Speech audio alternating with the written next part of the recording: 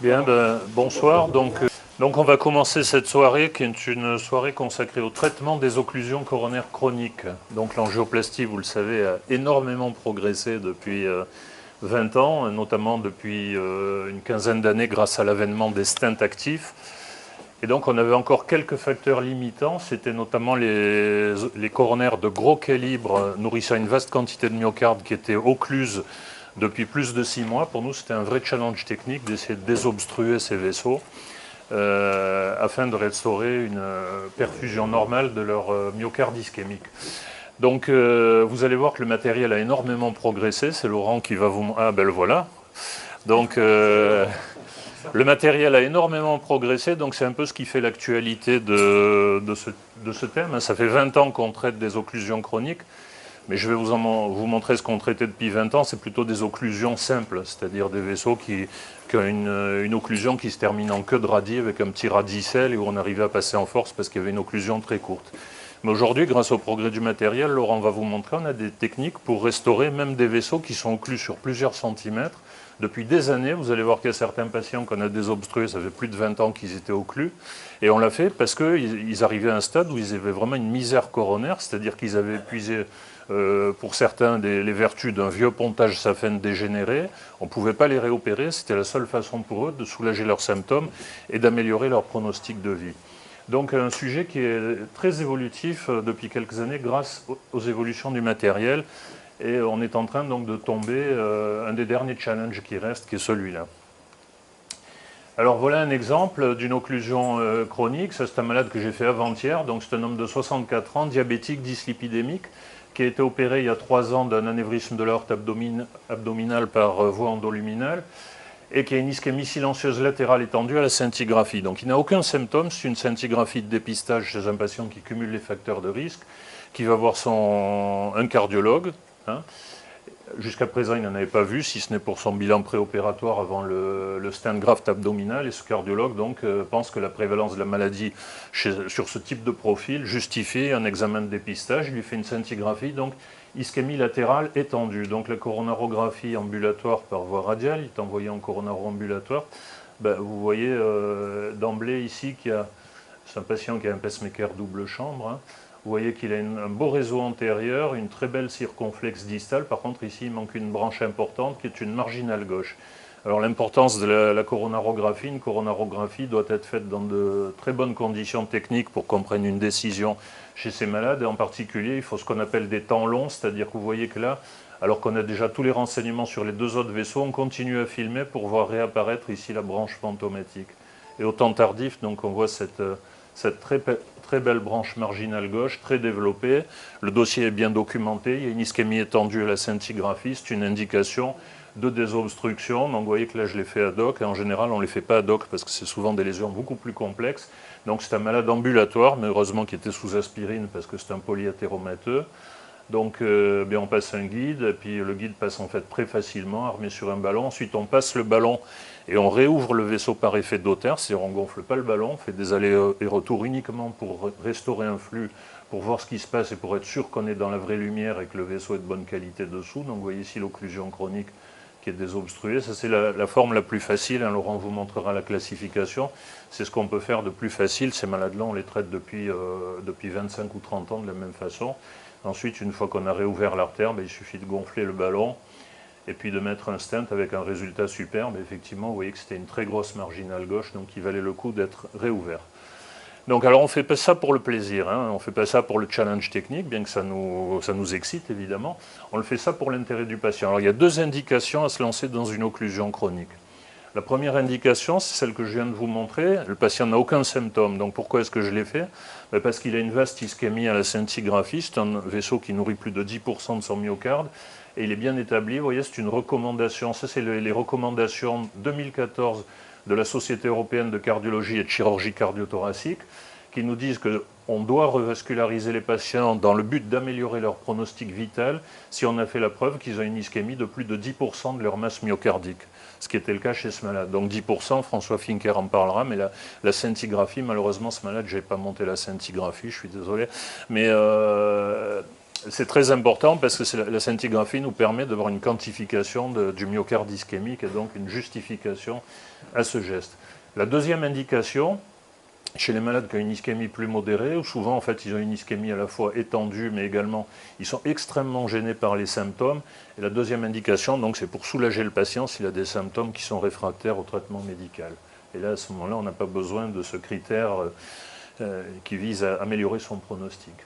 Alors bon, évidemment, là, on ne va pas se lancer sur ce type d'occlusion chronique, encore que les jeunes, je me demande si ça ne les excite pas de faire ça, mais voilà, un malade de 74 ans, vous voyez, qu'on a traité cette semaine aussi, c'est un angor d'effort chez un coronarien qui a été stenté sur l'IVA et la circonflexe 9 ans auparavant, qui a un rétrécissement aortique qui devient serré, qui a de l'angor d'effort, donc il y a une aorte porcelaine, c'est-à-dire des calcifications de l'aorte qui empêchent une sternotomie et une aortotomie. Donc on décide, voilà son exploration, vous voyez, il y a une thrombose chronique de la droite, mais en fait c'est une droite équilibrée avec un lit d'aval peu développé. Il y a une première occlusion ici, puis une deuxième occlusion ici plus bas. Il a des collatérales qui redonnent un lit d'aval qui est en fait très peu développé, parce qu'il a une circonflexe équilibrée qui est très belle. Il a des sténoses sur la circonflexe, la marginale, et donc en fait chez lui c'est évident qu'on ne va pas se lancer sur une désobstruction de la droite parce qu'elle est peu importante, ce n'est pas son problème. On lui traite les lésions de la circonflexe, on lui fera un TAVI, puis ensuite s'il reste gêné, ben, peut-être qu'on se lancera dans la droite, mais a priori non, parce qu'elle ne le justifiera pas. Voilà une autre indication, donc c'est un patient pour lequel on a fait ça pour soulager les symptômes. C'est un patient qui, vous le voyez, a un angor à seuil très bas, 57 ans, hypertendu, dyslipidémique. Il avait été dilaté et stenté sur la droite à deux endroits, c'est-à-dire là et ici, en 2011 en Martinique. Il a thrombosé sa coronaire droite au contrôle angiographique motivé par de l'angor un an après. Et donc depuis 2012, il avait un angor assez invalidant et donc il a profité de son passage, comme on dit, sur le continent pour venir nous consulter. Et en fait, il était extrêmement gêné. Donc là, c'est Philippe Durand qui a posé l'indication d'angioplastie de désobstruction. Pourtant, c'est un vaisseau qui est très peu excitant pour une angioplastie. Il a des sinuosités ici en crosse de berger, donc très difficile d'accès. Une longue occlusion ici, une sténose ici dessous. On ne sait pas si le lit d'aval est beau ou pas beau. Donc on se lance quand même là-dedans parce qu'il est extrêmement gêné. Et ça, c'est quelque chose qu'on n'aurait absolument pas pu faire il y a 2 ou 3 ans ou 5 ans. Et là, actuellement, on a des guides qui sont tellement performants que voilà l'occlusion. Donc en plus, c'est un trajet, vous allez le voir, qui est sinueux. Ben, on commence avec un guide, un guide assez agressif pour perforer l'occlusion dans le stent. Il avait une occlusion dans le stent implantée 4 ans auparavant, là.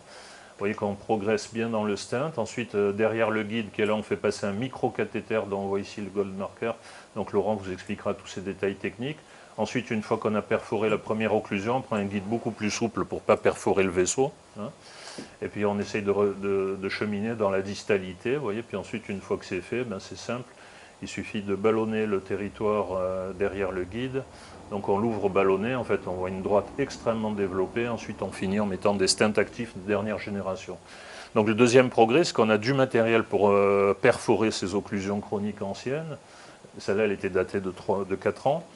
On a du matériel, des ballons extrêmement performants qui suivent le guide, parce qu'il y a quelques années, des fois on s'embêtait 1 heure avec le guide, il n'y a rien qui suivait derrière. Actuellement les ballons y suivent, grâce aux micro-cathéters qui nous font le passage et tout. Et puis ensuite, on a des stents actifs, surtout, ce qui fait qu'on peut se permettre de mettre 4 stents actifs sur plus de 100 mm de long. On a un taux de resténose qui est de, Laurent vous en parlera, mais si on est en intraluminal comme ici, on a 5 à 10% de risque de resténose, mais pas plus. Alors évidemment, ce n'est pas parce qu'on peut le faire qu'on va le faire et sans demander l'avis du chirurgien. Hein. Toutes ces procédures complexes, surtout s'il y a des lésions associées d'autres vaisseaux, doivent être discutées en réunion médico-chirurgicale.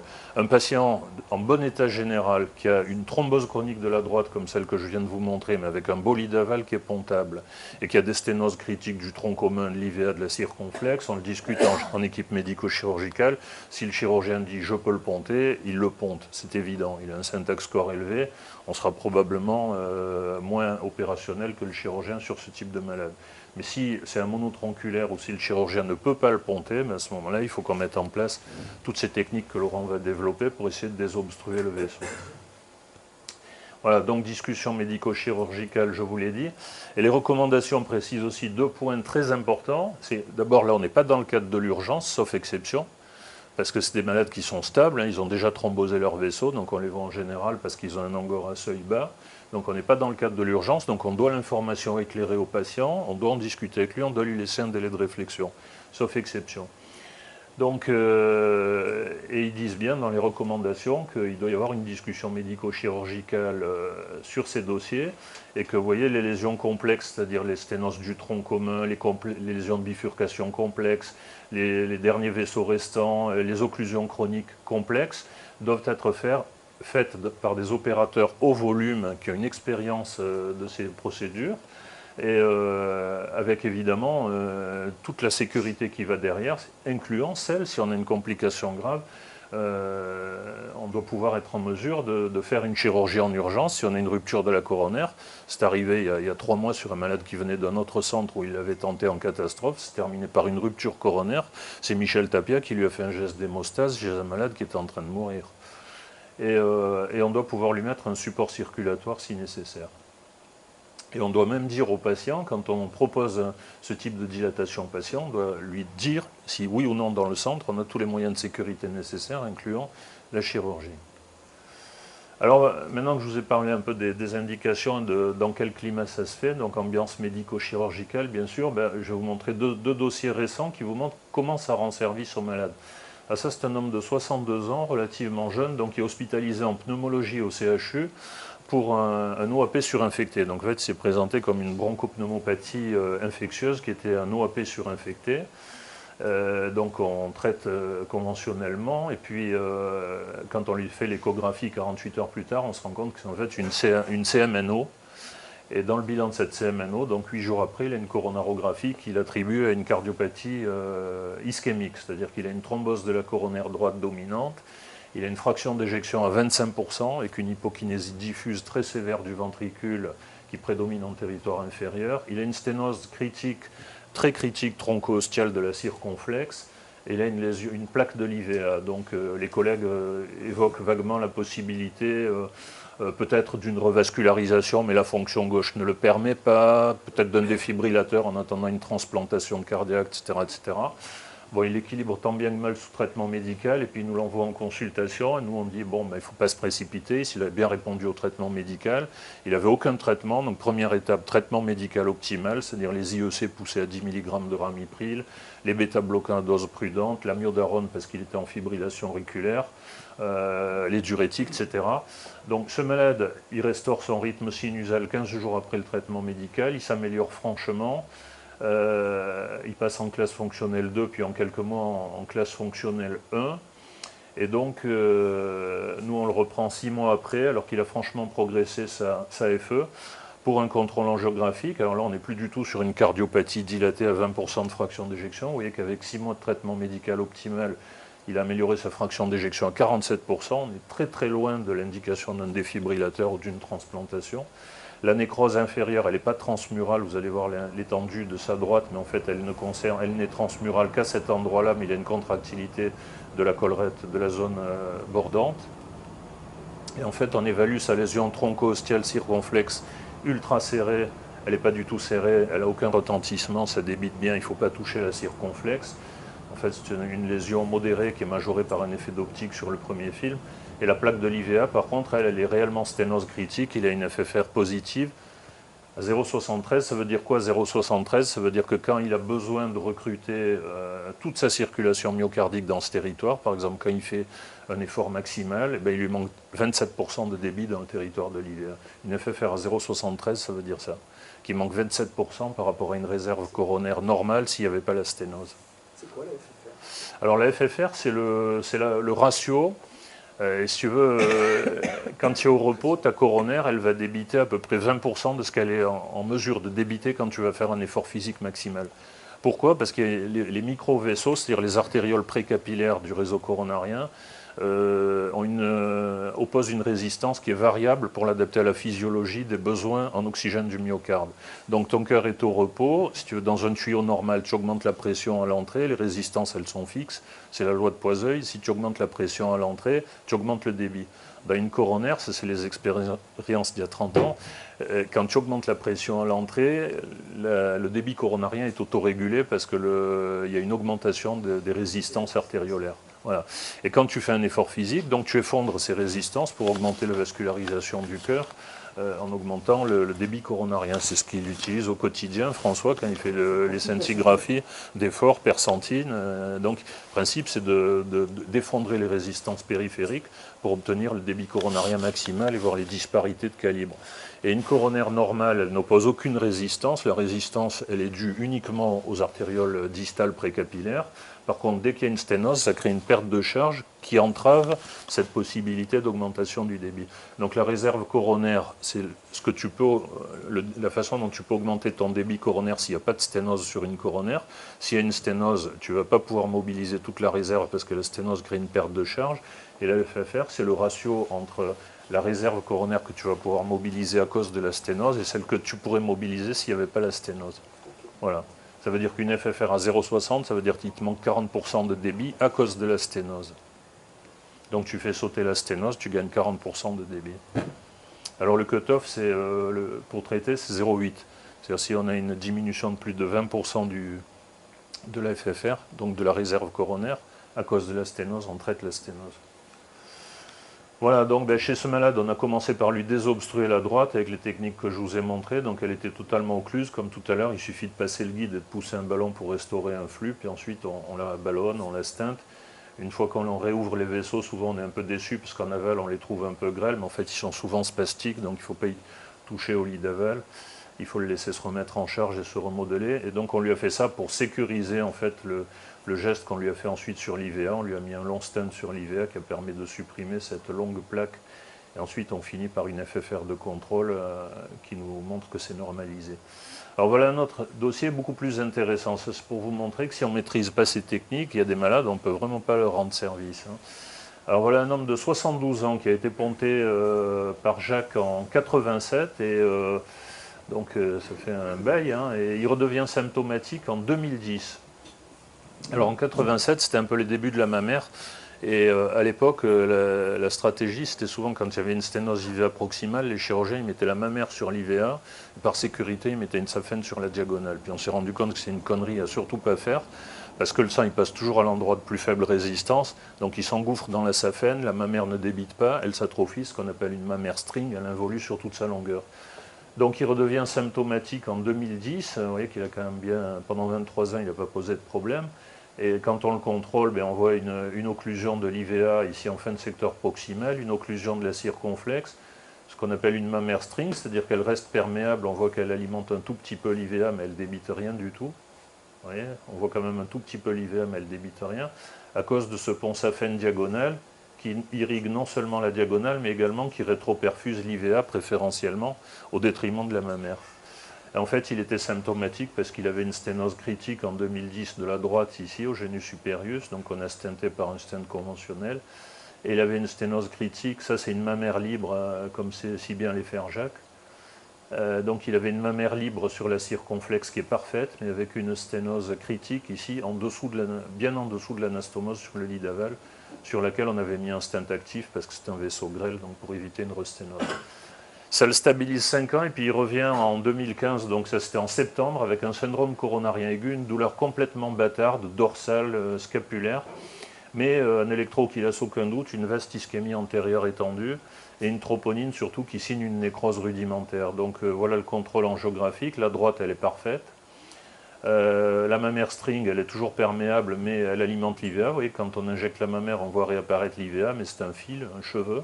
Puis ça débite pas assez, il y a une ischémie antérieure étendue. Le stent actif sur la CX, résultat parfait à 5 ans. Et en fait, ce qui le déstabilise, c'est la maladie du greffon. Donc vous voyez, 28 ans après la réalisation de ce greffon saphène, il était en train de se boucher, avec une lésion subtotale ici, une plaque ici, ici il y a une plaque ulcérée. Et puis un lit d'aval qui n'est pas beau, il a développé une sténose ici de la diagonale sous l'anastomose, et il a également une sténose de l'IVA ici, qui est impossible à atteindre, en angioplastie, parce qu'il y a 2 angles aigus. Donc ce qu'on fait, c'est qu'on lui fait en urgence, on lui stabilise son pontage par un gros stent actif, donc on lui met un stent qui couvre ces 2 lésions, puis on laisse comme ça, on ne touche surtout pas le lit d'aval pour pas le disséquer ni rien, parce qu'on a dans l'idée, parce qu'on maîtrise ces techniques de désobstruction, donc que ça, ce serait palliatif, mais que si on voulait lui traiter cette lésion de l'IVA, celle-là, et le mettre à l'abri sur le long terme de la dégénérescence itérative de ce greffon, il fallait lui désobstruer l'IVA 27 ans après les pontages. Donc vous voyez, là, ça se présente bien, donc on fait les injections pour étudier ça, ça se présente bien. On a un beau cul-de-sac ici dans le segment rétrograde et on a un beau cul-de-sac antérograde ici. Donc on l'a fait avec Laurent il y a quelques jours. Alors la technique, c'est de mettre deux guides, un dans le vaisseau natif, un dans le pontage. Donc là on a utilisé, on part toujours, Laurent vous en parlera, en voie antérograde. Alors on injecte les deux en même temps pour voir quelle est la longueur de l'occlusion. Vous voyez qu'elle est occluse sur peu de distance, son IVA, sur une trentaine de millimètres à peu près, mais c'était une vieille occlusion calcifiée de 27 ans d'âge donc. Et donc on a commencé en antérograde, donc on choisit une incidence où on voit bien la zone d'atterrissage. Vous voyez ici la sténose de l'IVA en dessous de, ici le pont saphène diagonal, ici le segment de diagonale qui rétroperfuse l'IVA, la sténose de l'IVA ici. Donc si on avait voulu dilater ça en passant par le pont, quasiment impossible. Donc notre stratégie c'était de désobstruer en droite ligne ici pour pouvoir mettre un stent qui traite l'IVA jusque là. Et puis restaurer la perméabilité antérograde pour le mettre à l'abri de ce greffon saphène dégénéré. Donc on progresse assez bien avec les guides dont Laurent va vous parler, mais malheureusement on atterrit ici dans l'épaisseur de la paroi, on voit qu'on n'est pas dans la lumière, mais dans l'adventice, sous-adventiciel, pardon. Donc là il ne faut surtout pas insister, parce que si on insiste, on dissèque l'artère, on la ferme, et puis on se retrouve avec un infarctus sur la table, donc on laisse tomber la voie antérograde. Là on passait le guide donc, par le tronc et dans l'IVA native, hein. Donc on laisse tomber la voie antérograde et on choisit de passer en rétrograde, c'est-à-dire de descendre un microcathéter dans le pontage, de le remonter dans le cul-de-sac amont, et là après, une fois qu'on a mis le microcathéter dans le cul-de-sac aval, on passe un guide ultra pénétrant qui nous a permis de passer en rétrograde. Donc là on restaure la perméabilité en passant par le pontage saphène, et vous voyez donc on atterrit dans le guiding cathéter avec le microcathéter, et ensuite le guide, donc on rentre par ce tuyau, par l'artère fémorale droite ou par la radiale, peu importe, et bien on le ressort par l'autre fémorale dans l'autre cathéter qu'on a mis de l'autre côté, enfin, avec un guide de 3 mètres de long, on fait une boucle, et là on est sûr que derrière ça va passer, parce qu'on a un support d'enfer, donc on pousse le ballon, on est sûr de passer en force. Donc une fois qu'on a passé le guide, c'est un jeu d'enfant, donc voilà, donc oui, là c'est le guide, on voit le guide qui est passé, donc le guide passe par ce cathéter, en rétrograde, vous voyez, il passe dans l'IVA qui est occluse, on le récupère dans le cathéter porteur qu'on a mis dans le tronc, et ensuite on fait coulisser dessus, en antérograde ce coup-là, le ballonnet sur le guide qui fait une boucle. Et une fois que le ballonnet est passé, c'est gagné, il ne reste plus qu'à ballonner le passage, donc ça c'est après ballonner. Ensuite, une fois qu'on a ouvert le passage, on met un deuxième guide ici en antérograde pour aller dans le lit d'aval de l'IVA. Donc il y a un guide dans la diagonale qui remonte dans le tronc et un guide ici en antérograde. Puis ensuite, on met les stents, voilà. On ballonne tout ça et on met les stents. Donc là, vous voyez, on a mis un stent long ici et un stent ici en dessous sur la diagonale. Voilà le résultat. Donc ce malade, vous voyez que 27 ans après, on a pu lui réouvrir un vaisseau. Parce qu'il n'était pas repontable. Il avait une aorte porcelaine, 72 ans, déjà ponté, il gardait le bénéfice d'un pont mammaire sur sa circonflexe, etc. Donc ce sont des techniques qui nous permettent vraiment de rendre service aux patients. Voilà, maintenant Laurent va mieux définir les indications et puis surtout il va vous montrer toutes les techniques. Il y a des techniques encore plus complexes que ça, il va vous les montrer.